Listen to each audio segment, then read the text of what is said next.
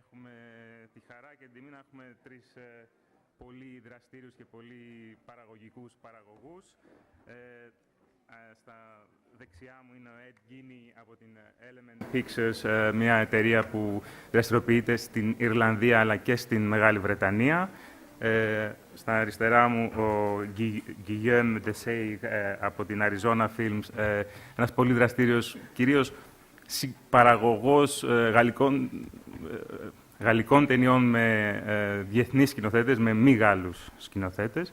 Και στην άκρη του τραπεζιού ο κύριος Θανάσης Karathanos, της Twentytwenty Vision, μια επίσης πολύ δραστήρια γερμανική εταιρεία με πάνω από 30 ταινίες στο ενεργητικό τους.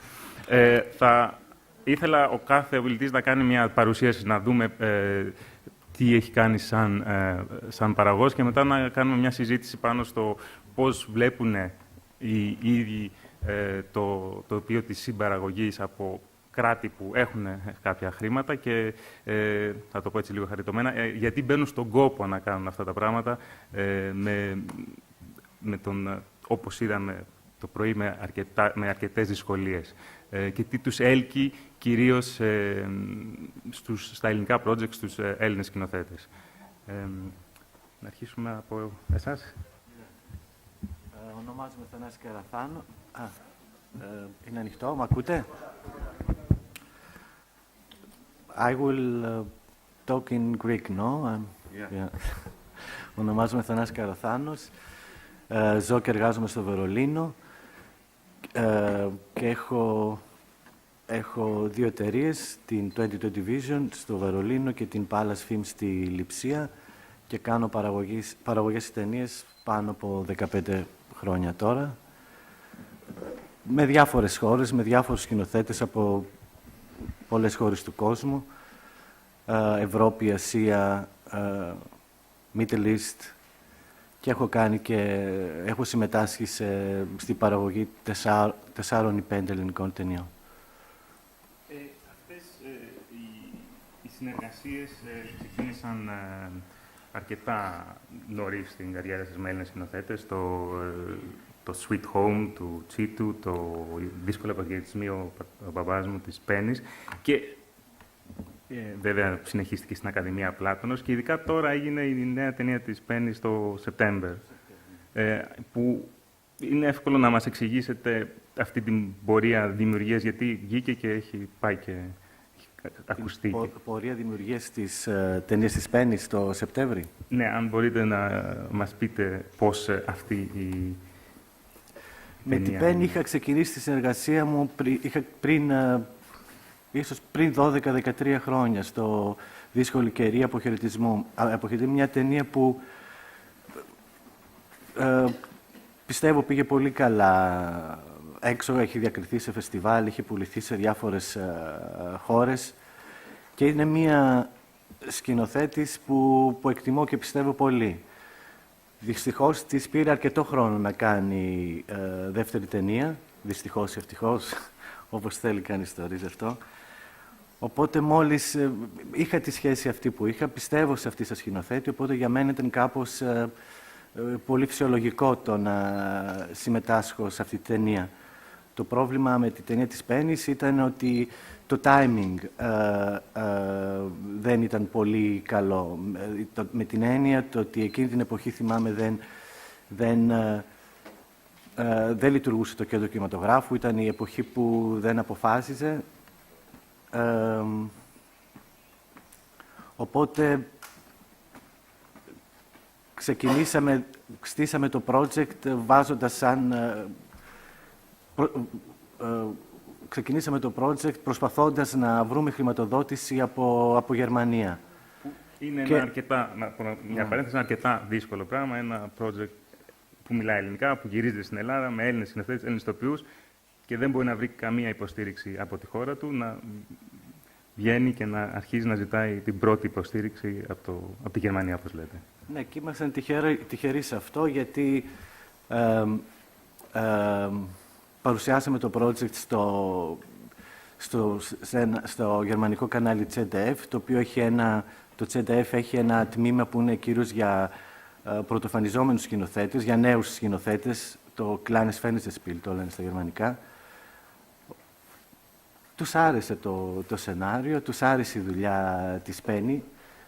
Τους ήξεραν κιόλας τη δουλειά της από το Hard Goodbyes My Father, που τότε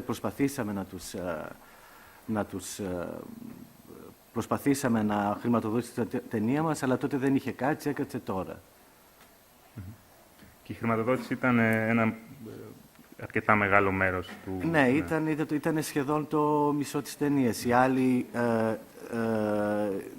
το υπόλοιπο μισό ήταν μέσω ΕΡΤ, αλλά ξέρουμε τι έγινε με την ΕΡΤ, δεν ξέρουμε πώς θα πάρουμε αυτά τα χρήματα. Και εκ των υστέρων είχαμε μια μικρή συμμετοχή και από το Ελληνικό Κέντρο Κινηματογράφου. Και αντίστοιχα έχετε ξεκινήσει ένα project με τον Αλέξη Αλεξίου, το Wednesday, Τετάρτη 4:45. Ναι. Εκεί αυτή η πορεία πώς πάει, πώς πήγε, γιατί η ταινία είναι στο early stage του μοντάζ. Αυτή ήταν τα πήγαμε πιο καλά με αυτή την ταινία, αλλά παρόλα αυτά και σε αυτή την ταινία ήμασταν θύματα της κρίσης κάπως. Και όχι μόνο όσον αφορά τη συμμετοχή της ΕΡΤ, αλλά θυμάμαι όταν άρχισα εγώ να δουλεύω στο χρηματοδοτικό πλάνο, δηλαδή να εντοπίσω τους χρηματοδότες και αυτά στη Γερμανία, ήταν η περίοδος που μόλις είχε σκάσει βόβα με την Ελλάδα, που Ελλάδα έπαιζε σε όλα τα μέντια και θυμάμαι σε κάτι καταθέσεις που είχα ξεκινήσει σε κάποια public fund, δεν είχαν καταρχήν στεφήμερη τυχεία. Και απλώς πιάνω από αυτό που είπατε να κάνω μια ερώτηση. Και πιστεύετε ότι αυτή η αναταραχή που έγινε με την Ελλάδα και σε παράλληλο ότι και το ελληνικό σινεμά πάει καλά, τελικά βοήθησε κάποια project να... Είναι είναι σχετικό αυτό. Υπάρχει μια περιέργεια. Υπάρχει ένα ενδιαφέρον από έξω να θέλουν να δουν, δηλαδή, τι γίνεται στην Ελλάδα.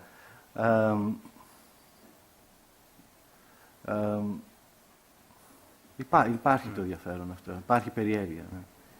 Πιάνομαι από αυτό και κάνω μεταφέρω λίγο τη συζήτηση και θα ξανάρθουμε στον Ed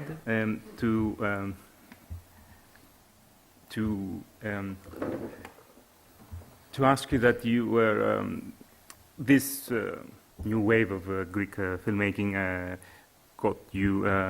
probably caught your eye and your interest, and now you are starting a very complex co-production of the new Yorgos Lanthimos film.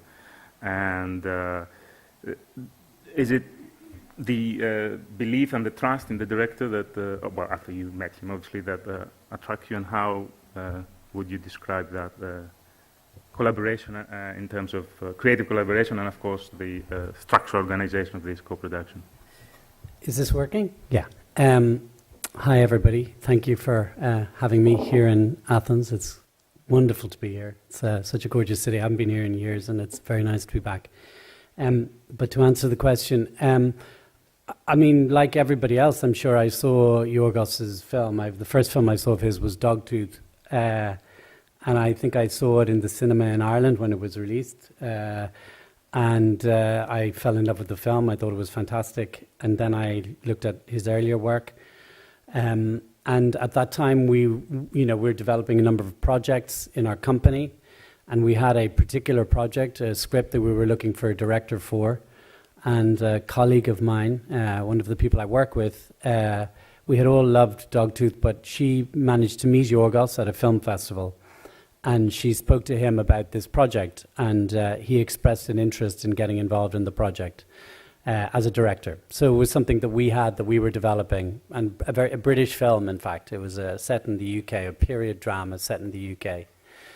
And so we started working with Yorgos on that script, working with a writer that was already involved in the project, and we got to know him very well through that process, and got on well and liked him enormously, and admired his filmmaking approach even more.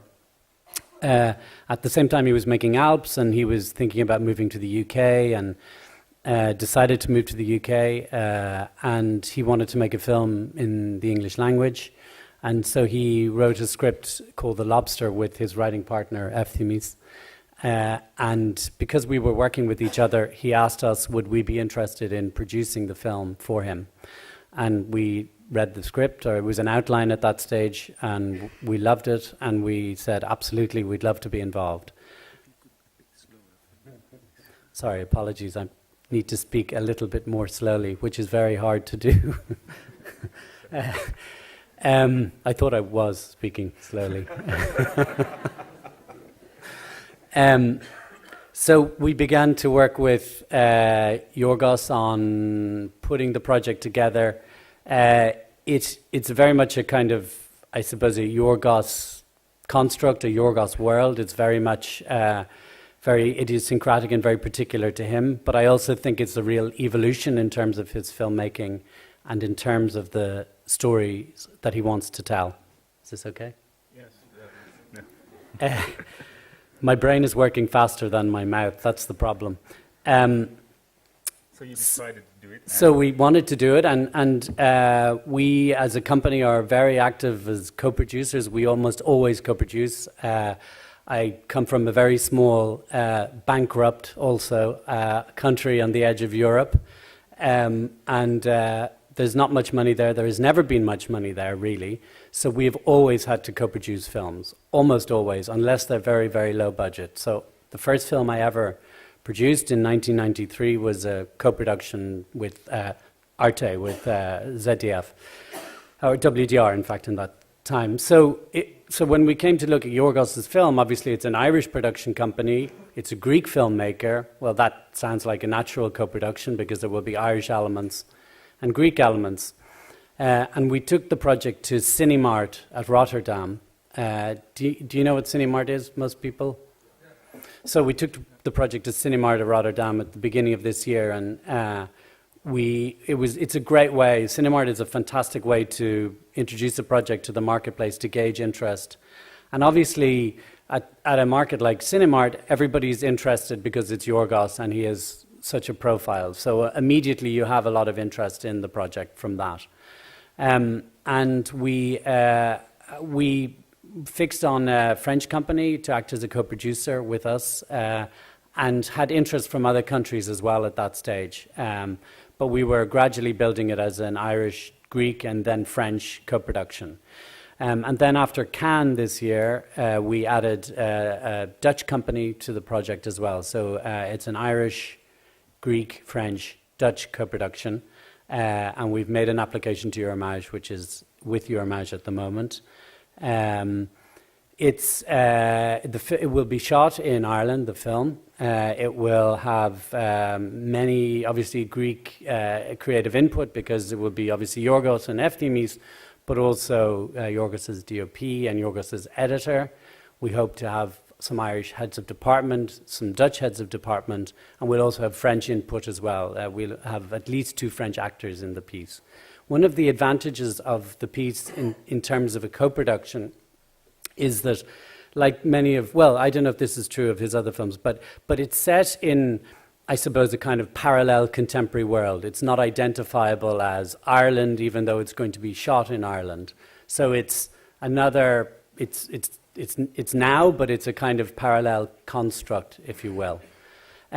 Which means that we can populate the film very naturally with actors from different countries. So they don't have to be from English-speaking countries at all, or from Ireland, or from, so naturally it allows us to have actors from different European countries, and indeed countries outside of Europe. So that is a real help in terms of putting together the co-production.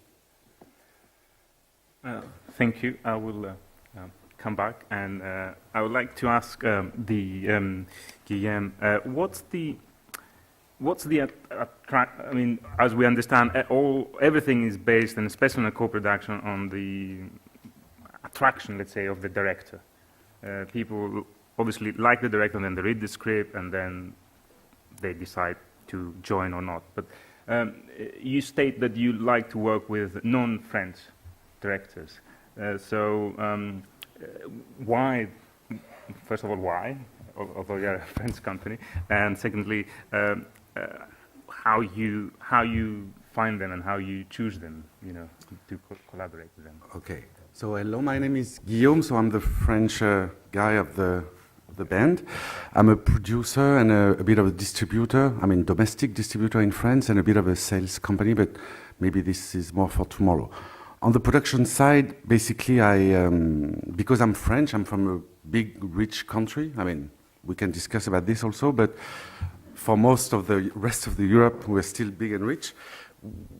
And I've been working the whole 90s for Canal Plus and spending lots of money in big French European films at the golden age, let's say.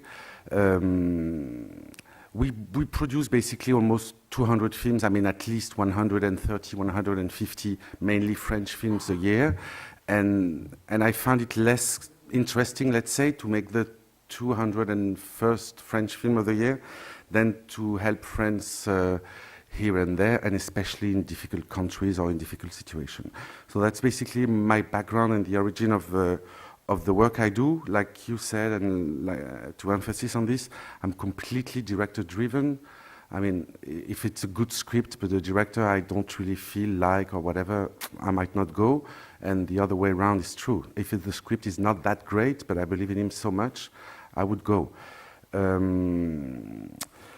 And I do minor co-production. One would say, I mean, the system would call it financial co-production, and I'm absolutely the opposite of a financier, basically.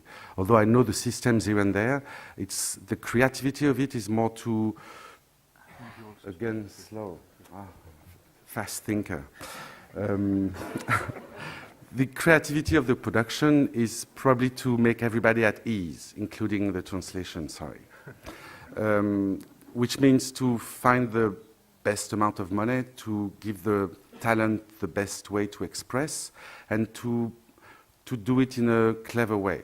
So that's more or less the work we do, I do.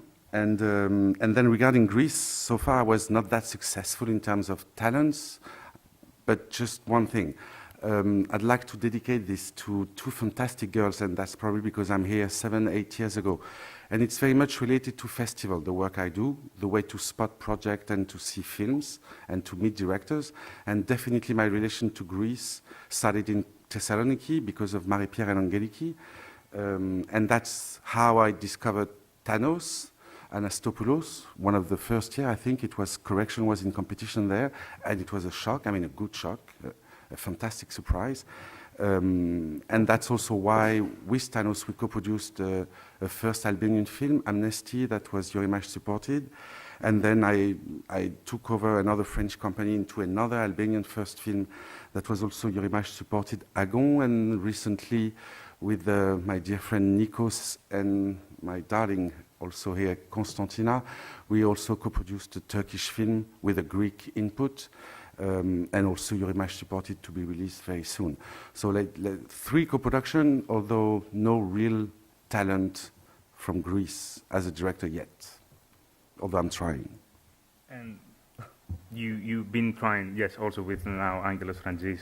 Yeah. Yes. So basically, Angelos is my try of the moment in Greece, and it's again very much linked to Thessaloniki. Basically, I discovered his work in progress of Into the Woods in Thessaloniki. Then I saw the film again with Angeliki in Rotterdam, and with Maria Tsiga, we've been working a lot on the development and polishing of the script here and there, and it's a complicated, not story, or a bit of story, but in production, because it's supposed to be shot in Russia, and it's quite poetic and innovative. So it's very, very, very exciting for us. And I would like to ask a question to all of you. In this process,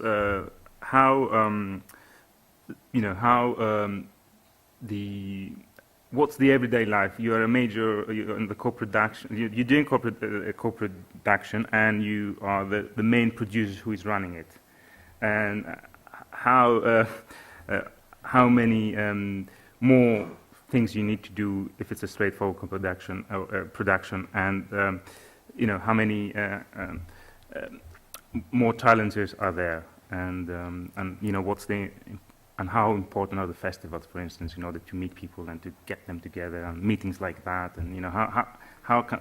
The festivals are very important because it's a good platform, to meet people, from every kind of people, from directors, from producers, and your future partners, from commission editors, from TV channels, people from funds. It's a gathering, it's the market, and I think it is important, to visit, this kind of, the festivals and the markets.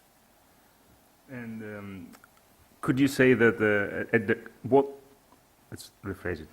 Can a director help or in that process, or can he do or she does something that it will be very unhelpful? I mean, what would be an advice to the directors that you work together? Do you want to be with you on this process, or? I think it is important. It's important because they will face, the market, in an early stage. And I think that is also the reason that many of these co-production market, for instance, in Rotterdam, in cinema, usually you are together, and I mean, the director is the best, sometimes better than the producer, in convincing the people, investing in his job, in that what he's doing.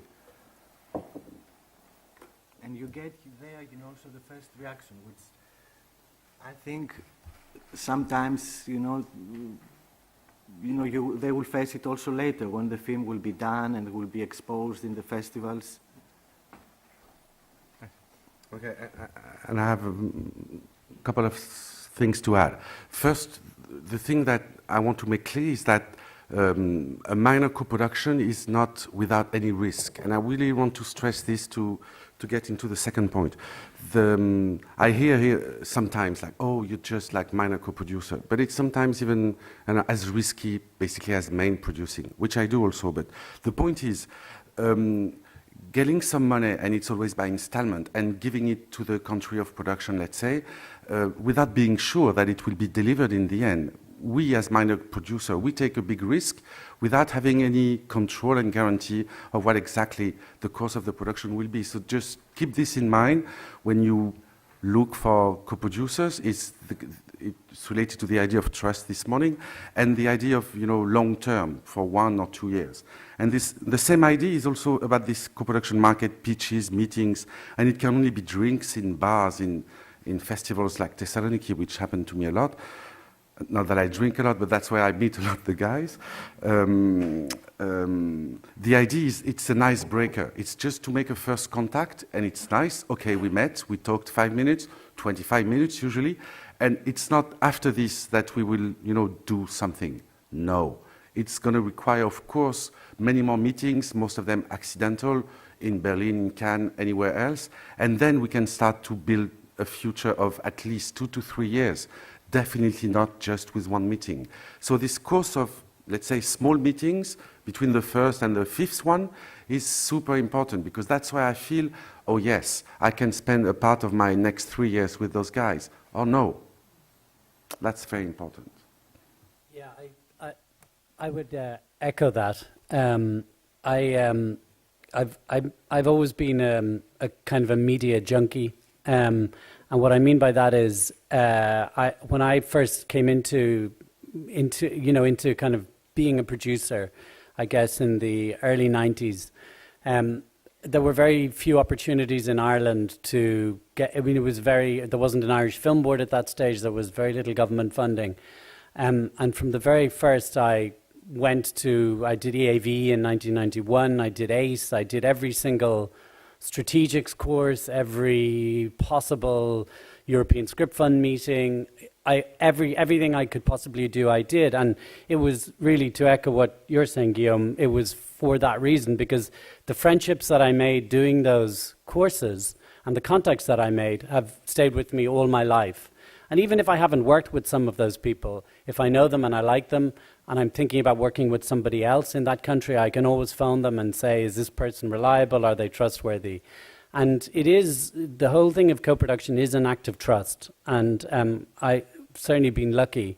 But when things go wrong in a co-production, they can go extremely wrong, and it can be very, very time-consuming and difficult and economically painful to get yourself out of it. And often that happens with people who are very reliable, and not because of any ill intent, but if you're dealing with people who aren't reliable or aren't trustworthy, it's incredibly difficult.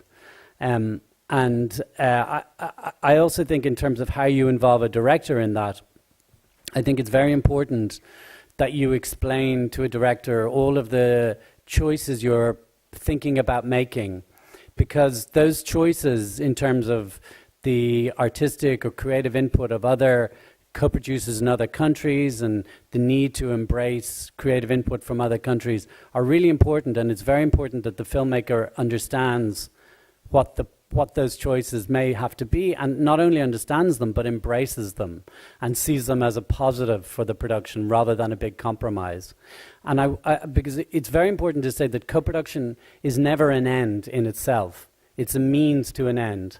And not all films should be co-productions. Some films should be made with little involvement from other partners, and that may mean that they're made on a smaller budget. In Ireland, during the good times, I'll say, we had good government funding for our film industry, and the chief executive of the Irish Film Board at that time is a man called Simon Perry, who I understand will be here tomorrow. He's also chairman or president of ACE. And one of the things that Simon, one of the initiatives that he implemented when he was at the Irish Film Board was that he set up a fund which was called the Creative Co-Production Fund. And that fund was available to Irish producers to become involved as minority co-producers in other European films. And that was quite a bold move, because very often when you come from a small country like Ireland, you're the one going out to the big country saying, please can I have some money? And the idea that actually Irish producers could go out into the market and say, well, you know, we are all also interested in being a minority producer on your production, was very useful. And because it obviously means you can be involved in more projects with more filmmakers, but also it means that you have some reciprocity, and when you're asking people to get involved in your projects, there's some give and take, which is important. But so Simon's initiative meant that for companies like ourselves, we could contemplate co-producing with filmmakers from across Europe. I must say, most of the time that we've co-produced, there's been, you know, it's not just been because we've been able to put some money into a production, but there's generally been a very good reason apart from that. For instance, we co-produced Ken Loach's film The Wind That Shakes the Barley, but that was set in Ireland. Paolo Sorrentino's film This Must Be the Place needed to be set in another country other than America, and Paolo, for various reasons, including the availability of Euromage and the Irish Film Board, and decided to come to Ireland to make the film. Then we also co-produced a film called Essential Killing by Jerzy Skolimowski, a great Polish filmmaker. And when we co-produced that film, we were able to put some Irish creative heads of department working with Jerzy on the film, which was shot in Norway and Poland, and Israel, in fact. And also we did the sound post-production in Ireland. So they were the creative elements. And the way that it worked for the Irish Film Board is that you had to spend 100% of what you got from the Irish Film Board on Irish creative elements. So an actor, a head of department, some Irish spend in Ireland. And that was the basic transaction, and that was very useful. And I know there's not much spare money floating around at the moment, but when things improve and when the Greek Film Centre is looking into the future, hopefully with a bit more optimism, I think this is something that's well worth thinking about, because it means that Greek producers can be more involved in filmmakers of other countries, and in a way that will encourage other countries to also be involved with Greek filmmakers and Greek productions. And Yes. I'd like also to add that, you know, one of the good things, the advantage of the co-production, of course, is on one hand is, you know, to, let's say, to fill in your budget, no, to cover your financing. But at the same time, you know, in the moment where you co-produce, you give, you know, you have the possibility, you know, to, let's say, to cross over some border at the early stage, because, you know, in case you co-produce, I don't know, a Greek film with Germany, you know, somehow the film will find, you know, his way to be seen in Germany, either in the cinemas or in the TV, which is very important, no? And it's much easier to achieve that, you know, through co-production. no, No, I don't completely agree, but maybe that's more for tomorrow. No, why?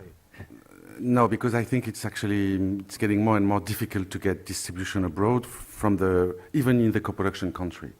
I mean, a Greek film. It became difficult, but since, you know, it was always difficult. But, you know, if you have a co-producer, I think it is easier, let's say, to go, you know, to France, let's say, if you have a French co-producer, and then if you don't have no one. In that terms, I mean that is difficult. So of course, it's very difficult. Not only for Greek films, but in general for art house films. Okay. You know? Let's get back to this tomorrow. About the let's say, was the question about the potential of Greece as a territory of co-production? Yes. Main or minor? Of course, I mean, let's not repeat what everybody's complained this morning. Of course, if the TV and the Greek Film Center went better, it would ease probably some situation. But frankly, I don't, again, do films for the budget or the finance we can raise. It's more about working for 3 years with talents I respect and want to fight for. And this doesn't require so much money. Sometimes I do films below 100,000 euros in Asia, or not in the Latino world, but yeah, in Asia it happens a lot. I think, I mean, I have two comments, because first on this cinema line, I'm a bit sad in a way that the Greek film was Yorgos Lanthimos. I would love to see much more young talents from Greece emerging in co-production markets or in project, in talents, campus, whatever, here and there. And I must confess I do a lot, and I don't see them traveling much. There's probably also structural reasons. Maybe there's no support from the Greek Film Center whatsoever to send those guys abroad. And I would urge producers to apply. I mean, not with everything, but let's push a little bit, because I don't see the new wave coming very much clearly. Or when I see them, like in Sarajevo, it's a bit with underproduced film. I mean, of course, there's no money, so let's do it. I mean, Thanos said it at some point, let's do it tomorrow even without money. Why not in some cases? But if it's happened too much, it's difficult. And there's, of course, good exceptions, like the guy who was eating the bird food, whatever, in Karlovy or in Berlin also this year. There's, of course, good examples, but I would see more the young scene, let's say, and not only the confirmed name. I mean, and I respect very much what you're doing, guys. I'm doing more first or second, let's say. No, we're doing also first. Allez, show me. Yes, Alexiou film, for instance, it is second-time directors. Christos Georgiou, when I produced his film Last Crime, you know, it was also second-time directors, and Philippos anyhow. And No, or I'm talking Penny. of today or tomorrow. Yes, but no, what I wanted, you know, because I thought before I came here about, you know, Greek films in Germany, you know, you know, the Greek cinema, okay, we don't have a brand name. Let's say we're not so sellable, you know, comparing, you know, to the French films. But I realized, you know, from this small experience that I did with the Greek movies that I produced, that these Greek movies, for instance, that they managed to be to be released in Germany.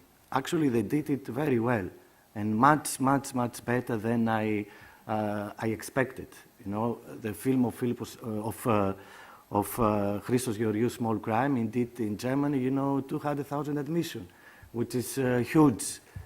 And even, you know, a much more difficult movie, you know, Plato's Academy by Philippos Tsitos, which was a Greek Albanian story, and I remember when I was presenting the project to distributors, they were all, wow, what is that? You know, how we can, why, you know, the German audience would be interested, you know, in an Albanian Greek story. But the film managed to do more than 70,000 spectators, which is very good figure, you know, for this kind of film. And also, it's also the example, for instance, of Bulmetis film. I don't know the international title. The title, it is the German, it's Politische Cousine. Exactly. That's this film, for instance, in Germany did more than 300,000 admission. And I can imagine that when Angelopoulos' film, you know, was distributed, you know, his first session, it was also successful. So it is very interesting, you know, because we think we're not successful, but actually when these films get a chance, or because of, you know, of co-production, because of distributors who believe in that film, or because of good commissioning editors from some channels give them chance, we see that they are doing this film also, they have some good results, you know? I agree, but isn't it that, and I'm saying that, you know, you have chosen good scripts and good directors, and you have backed them in an efficient way, and took them to the places they need. Good director, you know, if you well, they have proven that people want to see their films. That's, you know, and you have. I don't know, Christos, your film, you know, his previous film, for instance, it was not so successful. I mean, he's a good filmmaker. You can see that in his work, you know, but. And my question is, do you, okay, you start the co-production, but do you, in your case, think how this film is going to be perceived in your territory, in Germany, or how much do you think of the end result when you go into a co-production like that? I think about the results. I think that's why I'm doing certain projects, and some I'm not doing.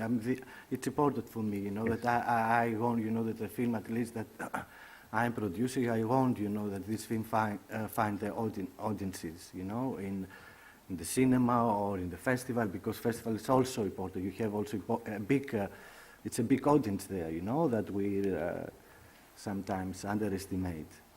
For me, this is very important.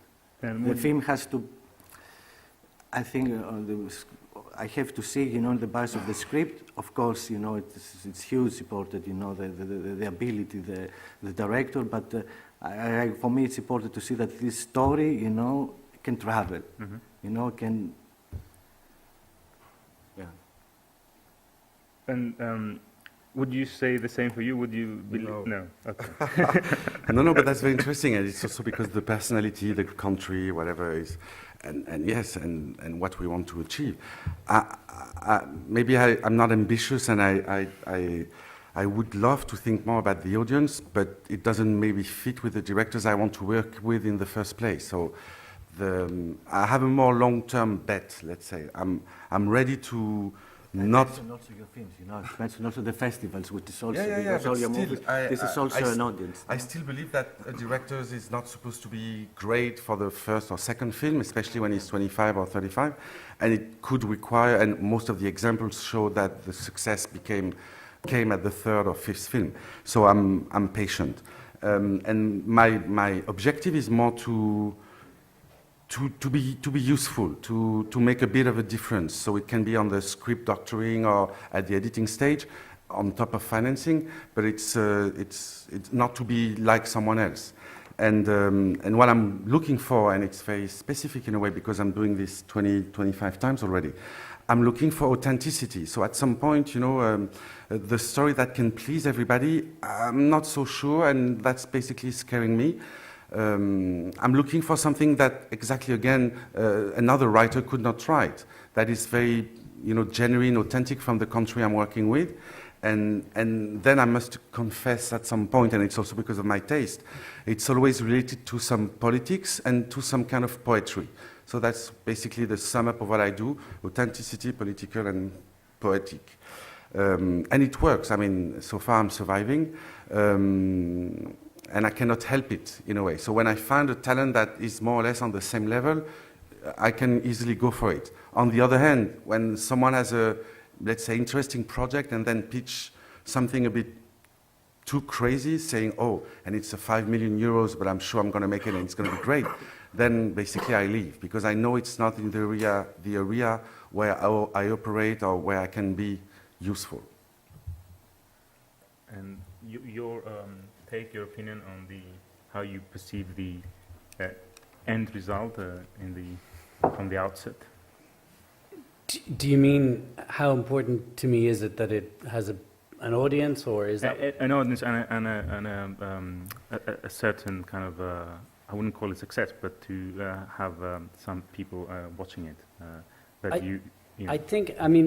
I think in a way you have to.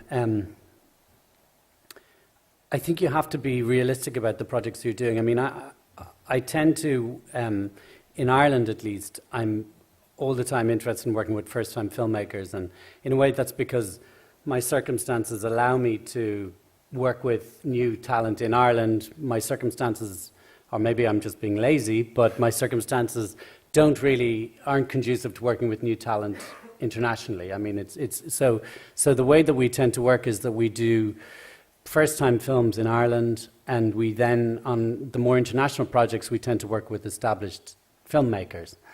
And I think that when you think about what represents success for you with a film, I think you have to be very realistic. I think you have to say, well, if it's a first-time filmmaker, well, what represents success is if I get the film made and an instinct that this person has something to say is borne out through the making of the film, and maybe it gets into a good festival and it gets some good reviews, and it allows the filmmaker to go on and make another film. That's success with that film. But with another film, which is a comedy, which you expect will be a commercial success in the cinema, what represents success in that film is actually achieving that commercial success. So in other words, different films, success is different for different films. And I think the only thing that you need to think about and think through is, well, what represents success for this film? So what represents success for a first-time film with a budget of 200 euros or 200,000 euros or 300,000 euros is very different to what represents success for a comedy with a budget of 3 million euros and a television star in the UK or whatever. Not that I make those films either, but they are different things. So. And just a final question in terms of the language, because Ireland speaks English, which is it a good thing or is it a bad thing for filmmaking? It's a good question. I sometimes think it's a bad thing, and what I mean by that is when you look at other European countries who are non-English speaking, their national cinema has a far higher share of the box office, generally speaking, than in countries where, in Anglophone countries, Ireland and the UK in particular. And that's because, in Ireland and the UK, we're competing with other English language product, primarily from America. And although Irish people want to see Irish films, they don't seem as compelled to see them as, say, Greek people want to see Greek films in the Greek language, or Danish people want to see Danish films in the Danish language. So we struggle. Now, that may be to do also with the quality of the films that we're producing. We have to be honest about that. But so I think, but then I suppose the truth is it is an advantage for more established talent when you want to make more ambitious projects. It's absolutely an advantage to make projects in the English language. That's true, and it would be coy to say otherwise. We have 20 more minutes, so I would like to open it to στο κοινό να ρωτήσει ερωτήσεις αν έχετε και αν θέλετε, ή μπορώ να συνεχίσω να απλώς κάποια ερώτηση. Okay, so I can ask now a more the technical question of how different countries have different salaries. How do you calculate the budget of a film? And yes, I don't know who wants to. It depends, in the country where you have the shooting, where you will shoot. Yeah. Maybe, yeah. You know, when you co-produce a movie, you know, you have, you know, certain obligation, you know, also in terms of spendings, you know, to the countries, to the co-producers, to the countries that are involved. For instance, in Germany or in Greece. So when you know you're gonna shoot, you know, the film here, and the most of the talents, it will come. They will be quick, so you will calculate, you know, the salaries, the quick salaries. You will not calculate. You will not put German or French figures. And would you say that this is something in terms of, because of the salaries are quite low at the moment, especially in some countries, would you say that this is an advantage in a way, that you could shoot a film with less money and you have good quality, or? No, I don't know, because if you're doing a Greek film, why you should do it, you know?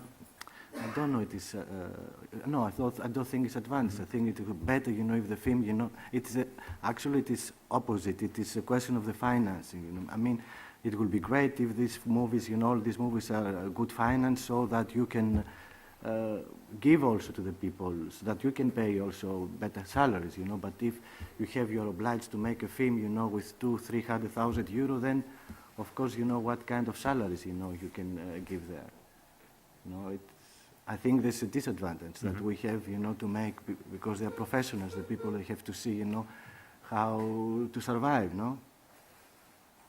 They spend years of work, you know. One director, you know, he works at least, you know, 5 years in a film, 4 or 5 years. And in terms of getting your money back, for instance, how is that something that you have to, because I understand you make some films with very low budget. Would you say that that's more difficult to pay the people and you know, give, or if there's some success in the end, give them some money back, or how do you go about those? Okay. This is a very complicated issue, and of course there's no recipe, no answers. But just from my experience, nobody's paid enough. I mean, I guess here, including me, and that's always that's not a fight. That's just a fact that, and I have to make sure that everybody's on set from every country they're coming from. They are more or less okay with that on their own level. So of course we discuss the rent sometimes of a flat in Paris compared to the rent of a flat in Thessaloniki or Athens, whatever. But usually I work with guys I know, they trust me, they know what I do. It's usually not the first time, and it goes quite good. The revenue, on the other hand, is a bit more problematic, like this very touching line of Titus and the girls also this morning. For myself, I never can predict. I do 4 to 6 films a year, and I never can predict on which film I'm going to lose money in production and on which film I could make 5,000 to 10,000 euros, whatever the budget I bring, whatever the budget is. And that's also the beauty of it, because for many reasons, like this Turkish director decided in the last minute to shoot an extra week, and nobody had the money for this. So of course, our salaries and overheads and all the hidden items here and there in the budget disappeared.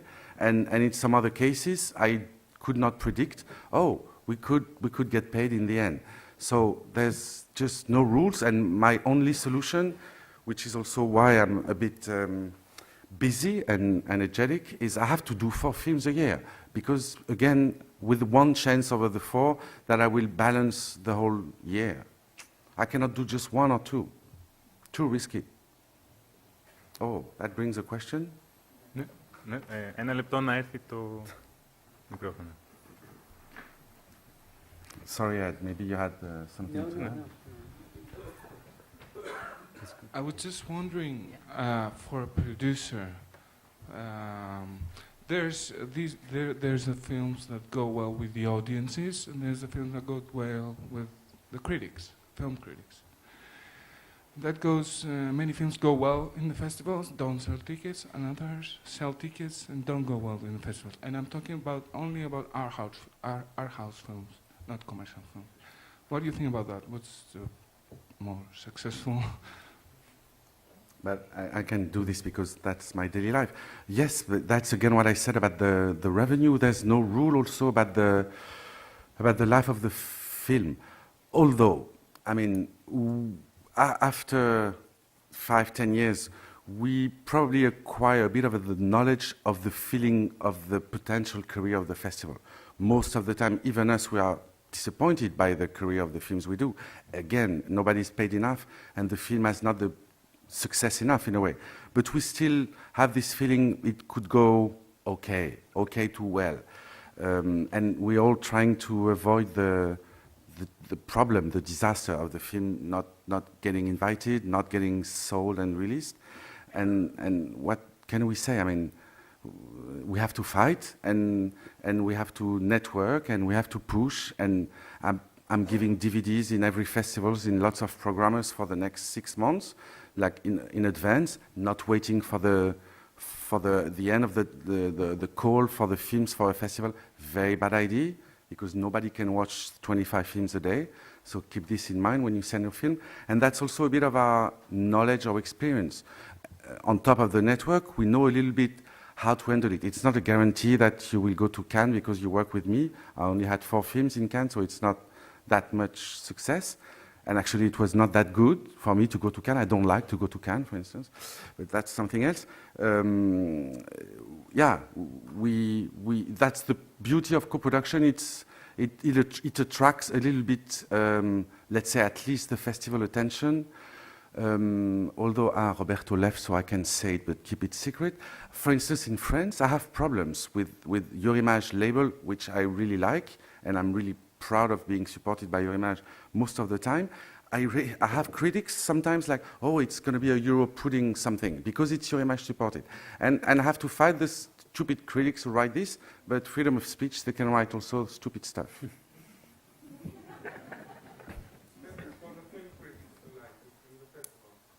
It's better for the film critics if the film is in the festivals. Yeah, of course. Festivals are a plus, definitely. I usually release films exactly in France 1 year after the world premiere, because we need festivals all around the world, and I need also at least 6 months in France to also try as many festivals, even in France, as possible, to also get critics buzz, to get the theater owners to know the film, and the film to exist a little bit. And it's taking at least a year. And it's a huge work. And it's not rewarding. I mean, it's not bringing money. Κάποια άλλη ερώτηση υπάρχει, ο κύριος. A couple of questions from Mr. Guiney.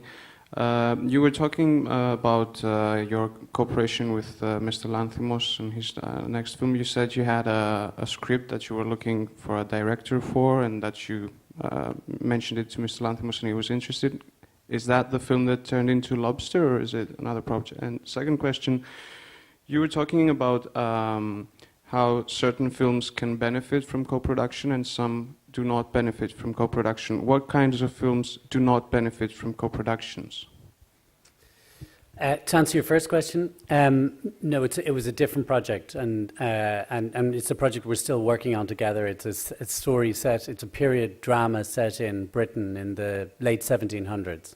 So it's very different to what Yorgos has done before, but hopefully bringing his sensibility to that story will make it very fresh and interesting. And he was interested in the story. And so Lobster was something that he completely came up with Efthymi's complete Yorgos project from the start. And to answer your second question, I think just some projects, I mean, for instance, we did a film which is an Irish film called What Richard Did, which maybe some of you have seen and some of you have not. It was a film that we made 2 years ago, and the way that basically, very briefly, the story is set in kind of wealthy suburbs of Dublin about a group of kids in their late teens just leaving school, and about one boy in particular, and about an act that he commits that changes his life.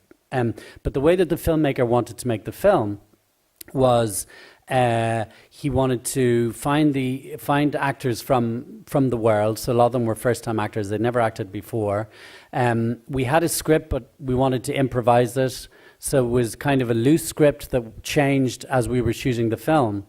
And so what's sometimes difficult about that is it's a very Irish story. It's set in a very particular part of Dublin. We didn't really have a script that we could give people. So although there was interest in the filmmaker, it wasn't necessarily something we could say, well, here's the script so you can understand. And also, I suppose the other thing is it was quite a low-budget film.